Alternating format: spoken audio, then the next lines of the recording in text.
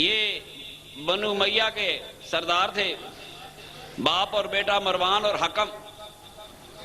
ان کو مسلمان ہونے کے باوجود شیطانیوں سے باز نہیں آئے، تو میرے آقا نے وہ جو رحمت للعالمین تھا اس کی بارگاہ سے بھی سزا پا گئے، ان کو جلا وطن کر دیا گیا، طائف چلے گئے پیو پتر۔ عثمان غنی کے زمانے میں لوٹ کے آئے۔ امیر معاویہ کے عہد میں مروان حاکم مدینہ تھا، حاکم مدینہ دا جمعہ مروان پڑھاندا سی۔ دیکھو اس امت کے ساتھ کیا ہوا۔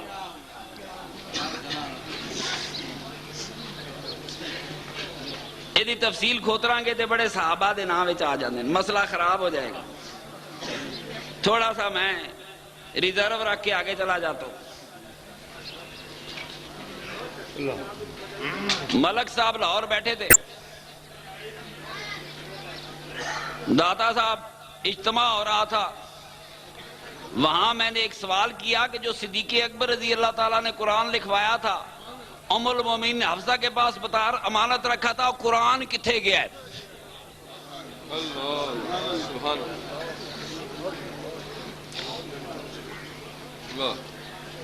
ذہن آیا کہ نہیں؟ بڑی گرما گرمی ہوگی، مولوی صاحب گالاں کڈن لگ پے۔ سیدنا صدیق اکبر نے قرآن اکٹھا کرایا کہ نہیں؟ ام المومنین حفصہ کے پاس بتاؤ، اس زمانے میں ٹینریاں نہیں تھیں، موٹے چمڑے پہ لکھایا یہ 80-90 من کی چیز ہے۔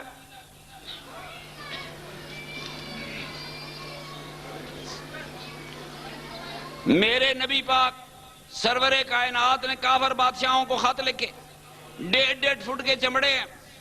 15 سال بعد وہ ملک فتح ہوئے، مسلمانوں نے وہ خط لے لیے، وہ ان 1.5 فٹ کے چمڑے کے لکھے ہوئے خط ان کے پاس ہے، 80 من کا صدیق اکبر والا قرآن اس امت کے پاس نہیں ہے۔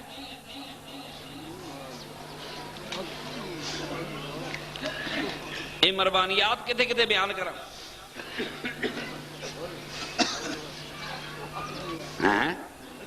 تو نا ہم تو پوچھتے نہیں کہ قرآن جب اکٹھا ہو گیا دوبارہ کیوں اکٹھا کرنا پہ گیا۔ مروان تھا عہد عثمانی میں، بڑے درد کی باتیں ہیں، کھولو تو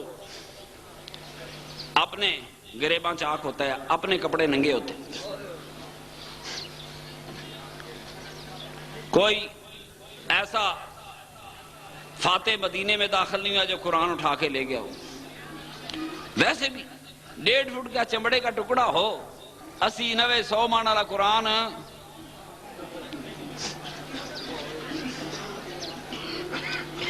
ام المومنین حضرت عائشہ حضرت حفصہ رضی اللہ تعالیٰ کے پاس یہ امانتاً رکھا گیا تھا۔ عثمان غنی کے دور میں جب آل نال مروان ہوا، پھر قرآن لکھا گیا۔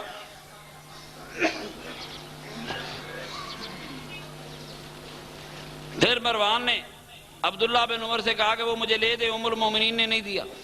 مروان بڑا زور لایا، بالآخر ام المومنین کی وفات کے بعد عبداللہ بن عمر سے مروان کی دوستی تھی، اس نے وہ قرآن لے کر ضائع کرا دیا۔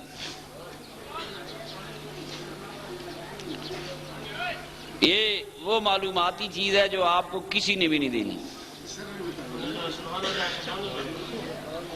تھوڑا سا تھاٹ پرووکنگ بات بھی تو کر دیا کریں، علمی بات بھی کیا کریں۔ سانو تو مولوی ہیں گھیرا پالا ہے جو پتا کہتا ہے کہ ایسی پتہ نہیں چیز کیا ہے۔ مروان حاکم مدینہ تھا، قرآن چاک ہو گیا۔ مروان حاکم مدینہ تھا، دور حضرت امیر معاویہ رضی اللہ تعالیٰ عنہ کا تھا۔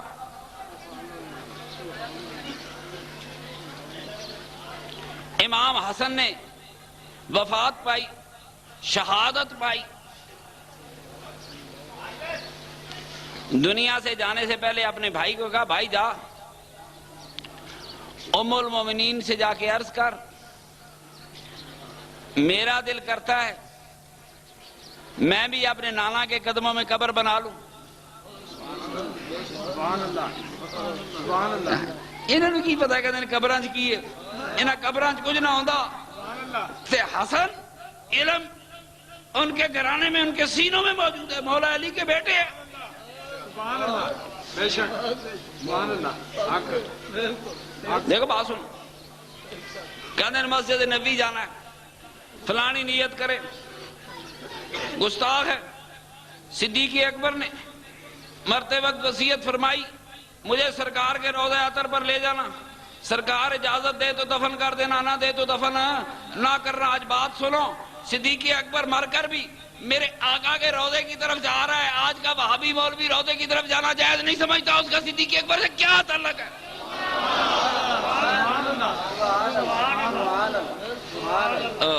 مر کے بھی میری مٹی غلام اسی، وہ سرکار کے روضے کی طرف سفر ہے۔ میرے خاتون جنت کے شہزادے نے حضرت ام المومنین بی بی عائشہ سلام اللہ علیہا اسی سنیے نے عادت پئی ہے رضی اللہ تعالی عنہ آپ کے پاس امام حسین تشریف لائے،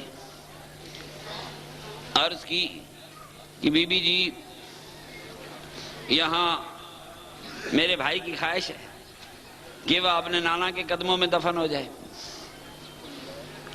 بی بی جی نے اجازت دے دی،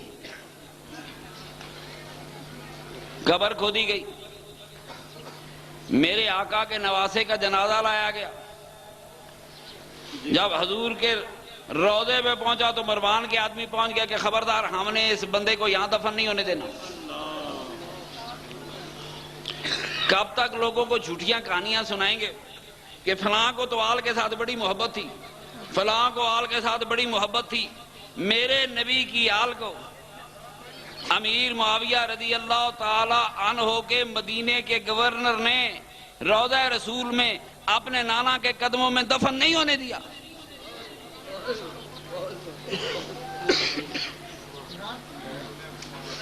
محبت کی کہانی تھی نا۔ آخر اس روضے کچھ ہوئے گا تو وہ نانا کے قدموں میں جاتا تھا، اس روضہ اطہر میں کچھ ہوگا تو صدیق اکبر گئے، اس روضہ اطہر کے اندر کچھ ہوگا تو عمر فاروق نے۔ زندگی تو زندگی تھی، میرے آقا کے غلاموں نے موقع نہیں نا، ہر ایک کا مر کر بھی اس روضہ اطہر تک پہنچنا پسند کیا۔ محبت کی کہانی ہے میرے دوستو۔ وہ تو ویسے ہی مروان کے حوالے سے بات کر دی، جب حکمران عوام میں ہر دل عزیز نہیں ہوتے، جب لوگ ان کی بات نہیں سنتے تو ان کو مختلف حربے کرنے پڑتے ہیں۔ عید کا دن تھا،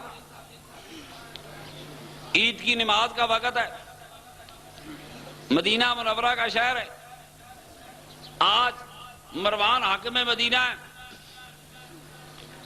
عید پڑھانے نکلا تو اس نے ممبر پہ چڑھ کے خطبہ دینا شروع کر دیا۔ لوگوں نے ٹانگوں سے کھینچا، چادر کو کھینچا، او بعد آ، نبی پاک کی سنت یہ ہے کہ عید کا خطبہ نماز کے بعد ہوتا ہے۔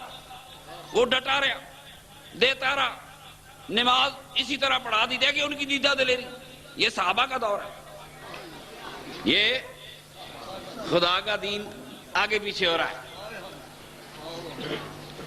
زبردستی خطبے پہلے پڑھے، نماز بعد میں پڑھائی، چل پڑا۔ صحابہ نے کہا تم نے کیا کیا ہے؟ پہلے چاروں خلفاء مدینے کے لوگ عید پڑھاتے ہیں، نماز پہلے ہوتی ہے، خطبہ بعد میں دینا سنت مصطفیٰ ہے، تو نے میرے آقا کے دین کو بگاڑ ڈالا۔ کہنے لگا میں کیا کروں، میرا کیا قصور ہے؟ انہوں نے کہا اگر میں نماز پہلے پڑھاتا، خطبہ بعد میں دیتا، سارے لوگوں نے بھاگ جانا تھا، میرا خطبہ کسی نے نہیں سنا